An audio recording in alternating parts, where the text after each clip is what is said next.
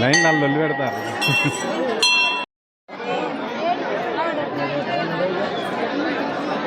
మనం జైత్యాల జిల్లా వెలుగటూరు మండలంలోని స్తంభంపల్లి గ్రామంలో ఉన్నాము.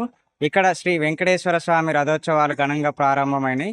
ఇక్కడ ఏర్పాట్లు ఎలా చేశారనేది ఉత్సవ కమిటీ సభ్యులను అడిగి తెలుసుకుందాం. వెలుగటూరు మండలంలోని స్తంభంపల్లి గ్రామంలో శ్రీ వెంకటేశ్వర స్వామి స్వయంగా వెలిశారు.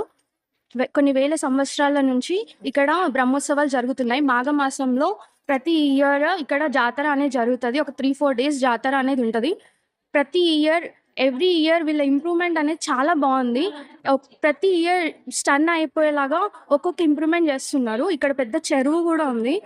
ఈ చెరువును చూస్తే ఎంత ఆహ్లాదకరంగా ఉంటుంది. దర్శనం కూడా చాలా బాగా జరిగింది. చిన్న గృహలో స్వయంభుగా శ్రీ వెంకటేశ్వర స్వామి గారు వెలిశారు.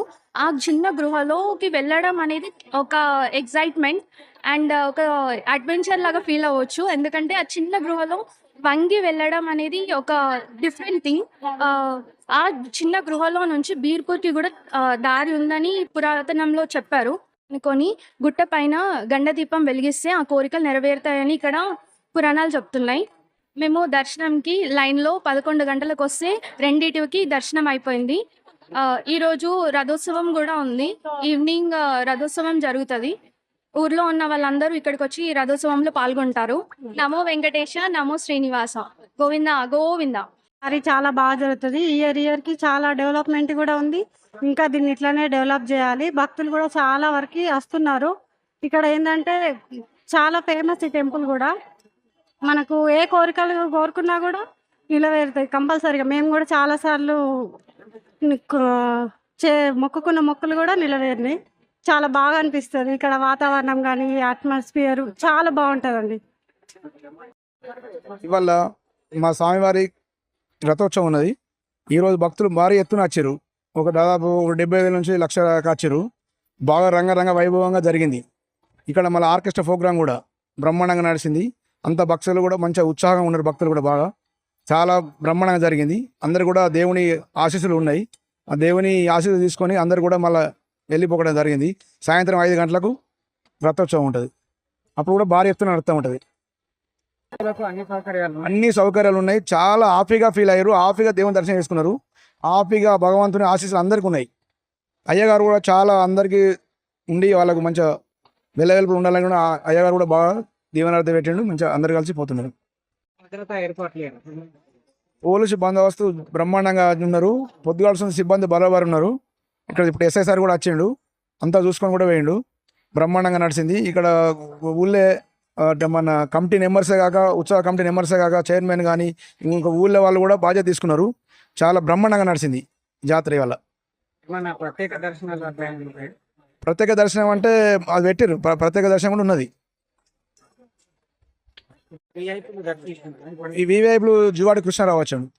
ఈరోజు ఎస్ఐ వచ్చిండు. మొన్న వడ్లు లక్ష్మణ్ కుమార్ మంత్రి గారు కూడా మొన్న వచ్చి దర్శనం చేసుకుపోయాడు మొన్న పెళ్లి రోజు. ఈ కార్యక్రమం ఇవాళ 6 గంటల దాకా కొనసాగుతూ ఉంటుంది. 5 గంటలకు రథోత్సవం ఉంటుంది. 6 గంటల దాకా కన్నుల పండుగ నడుస్తూ ఉంటుంది. రేపు ఎడ్ల బండ్ల పోటీ ఉన్నది. రేపు అన్నదాన కార్యక్రమం ఉన్నది.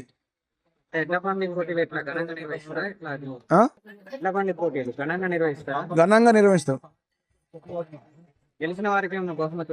గెలిచిన ఫస్ట్ బహుమతి 1/4 తులం బంగారం, సెకండ్ బహుమతి 8 తులాల ఎండి, థర్డ్ బహుమతి 4 తులాల ఎండి. ఏ గ్రామం ఎక్కడికైనా చుట్టుపక్కల నుంచి ఈ జైసల్ డిస్ట్రిక్ట్ కానీ, కరీంనగర్ డిస్ట్రిక్ట్ కానీ, ఆదిలాబాద్ డిస్ట్రిక్ట్ కానీ ఎవరు వచ్చినా పాల్గొవచ్చిందా. నమో వెంకటేశ, నమో శ్రీనివాస. నేను అహోబలం దీపక్ శర్మ. మా స్వగ్రామం స్తంభంపల్లి. ఇదే గ్రామము. ఈ గ్రామంలో ఉన్నటువంటి గుట్టపైన స్వయంభూగా వెలిసినటువంటి లక్ష్మీ పద్మావతి సమేత వెంకటేశ్వర స్వామి వారు కోరుకున్న కోరికలన్నీ ఎల్లవేళలా నెరవేర్చినటువంటి అత్యంత భక్తిప్రదమైనటువంటి దేవుడు మా దేవుడు లక్ష్మీ పద్మావతి వెంకటేశ్వర స్వామి వారు. ఈ యొక్క స్వామివారి యొక్క జాతర ఉత్సవాలు ప్రతి సంవత్సరం మాఘ శుద్ధ ద్వాదశి రోజు ప్రారంభమై ఆ రోజు కళ్యాణం చేస్తూ ఆ కళ్యాణం తర్వాత 5 రోజుల పాటు బ్రహ్మోత్సవం నిర్వహించడం జరుగుతుంది. పౌర్ణమి రోజు ఈ యొక్క స్వామివారి యొక్క సేవలు చేసుకోవడము, అర్చనలు చేసుకోవడము, తర్వాత దర్శనాలు చేసుకుంటారు. అలాగే ఈరోజు మాఘ పౌర్ణమి తెల్లారి ఈరోజు రథోత్సవం కూడా ఉంటుంది. అత్యంత మహావైభవంగా జరుగుతుంది ఈ యొక్క రథోత్సవము. దీనికి ఈ చుట్టుపక్కల గ్రామాలే కాకుండా చుట్టుపక్కల నుంచి కరీంనగర్, ఆదిలాబాదు, నిజామాబాదు, వరంగల్ జిల్లాల నుంచి కూడా మొక్కుబళ్ళుగా చాలామంది వచ్చేస్తుంటారు, మొక్కుబళ్ళు చెల్లించుకుంటారు. ఇక ఈ యొక్క దేవునికి గుట్ట పైన ఉన్నటువంటి ఆ స్వామివారి దగ్గర నిత్యము ప్రతిరోజు ఆ స్వామివారికి పైనుంచి ఆ స్వయంభూగా అభిషేకం చేసుకుంటారు. స్వామివారు ప్రతిరోజు నిత్యంగా 24 గంటలు జరుగుతూనే ఉంటుంది. అది ఎక్కడా లేనటువంటి విధంగా ఇక్కడ జరుగుతుంది. అంత భక్తిప్రదమైనటువంటి దేవాలయం ఇది. దాని ముందరనే ఆ స్వామివారి యొక్క నీరు చెరువుగా ఏర్పడి ఈ చెరువు ద్వారా నీరు ఉన్నటువంటి ఆ చెరువు నీళ్ళతోని కొన్ని వేల ఎకరాలు పంటలు కూడా పండడం జరుగుతుంది. అన్ని రకాల సౌభాగ్యంగా, అన్ని రకాల సుఖ సౌఖ్యాలతో ఉన్నటువంటి ఈ గ్రామాలుగా విలసిన కారణము ఈ యొక్క స్వామివారే, ఆ లక్ష్మీ పద్మావతి వెంకటేశ్వర స్వామివారు. నమో నారాయణ, నమో శ్రీనివాస. దేవస్థానానికి నేను దాదాపు ఒక 15 సంవత్సరాల నుంచి వస్తున్నా. నా చిన్నప్పటి నుంచి వెళ్ళి ఇక మాకు కులదైవం కింద అన్నట్టు. సో ప్రతి సంవత్సరం ఇక్కడికి వచ్చి దర్శనం చేసుకొని దేవుని దగ్గరికి వచ్చి దర్శనం చేసుకొని పోతే ఎంతో సంతోషంగా ఉంటుంది. సో దాదాపు ఇక్కడ ఉన్న అంతా బాగానే ఉంది. కానీ ఏంటంటే కొంచెం ఈ దర్శన పరంగా అయితే కొంచెం ఇబ్బంది ఉన్నది. దేవుడు కృప వల్ల అందరం ఇప్పటికైతే మంచిగా ఉన్నాం. ప్రతి సంవత్సరం వచ్చుకుంటా ఇక్కడ దర్శనం చేసుకుంటా పోతాం. అనుకుంది ఒక దేవ దర్శనం కావాలని చెప్పి మేము ఇప్పటికి ఒక 2 గంటల నుంచి 2 hours నుంచి లైన్ పట్టు జరిగింది. ఒకటి ఏంటంటే అన్ని సౌకర్యాలు అన్ని మధ్యన చేసారు. కానీ ఒకటంటే అచ్చులు పోవడానికి కొంచెం ఇబ్బంది ఉంది. కొంచెం అది క్లియర్ చేసి మంచి దర్శనంకు స్పెషల్ దర్శనం అని పెట్టిర్రు. దానికి కూడా కొంచెం క్లియర్ చేసి కొంచెం మెయింటెనెన్స్ చూసుకుంటే చాలా బాగుంటుంది. ఓకే, మేము ఉండబట్టి 2 గంటలు అవుతుంది. స్పెషల్ దర్శనం అని చెప్పి మా దగ్గర 50 రూపీస్ తీసుకున్నారు. ఆ దర్శనం పోనిస్తలేరు, ఈ దర్శనం పోనిస్తలేరు. అక్కడ అయితే అక్కడనే అవుతుంది. మాకైతే కొంచెం ఇక్కడ అన్ని బరాబర్ ఉన్నాయి. కానీ భక్తులకు ఓవుడు దర్శనం చేసుకుంటూ ఇబ్బంది ఉంది మాకు. మేము స్పెషల్ లైన్ మేము పైసలు తీసుకుని కూడా మేము ఇక్కడ ఉన్నాం. అక్కడికి వెళ్ళి ఇక్కడికి వెళ్ళాలంటే ఇప్పటికి 2 గంటలు అవుతుంది. ఈడికే అక్కడ క్లియర్ చేస్తలేరు. ఇక్కడ కొంచెం మెయింటెనెన్స్ సరిగా లేదు ఇక్కడ. ఆయన నమో వెంకటేశ, నమో శ్రీనివాస, శ్రీ విష్ణు రూపాయ నమో నమః. ఈరోజు మాఘ కృష్ణపక్ష పాడ్యమి రోజు స్వామివారి రథోత్సవం సందర్భంగా ఈరోజు జాతర నిర్వహించడం జరుగుతుంది.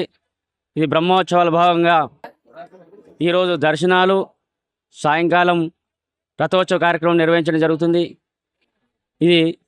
ఈ కార్యక్రమానికి భక్తులు చాలా పెద్ద సంఖ్యలో స్వామివారు దర్శించుకోవడానికి సుమారు ఒక 70,000 నుంచి 1,00,000 వరకు జనాలు వచ్చారని అంచనా.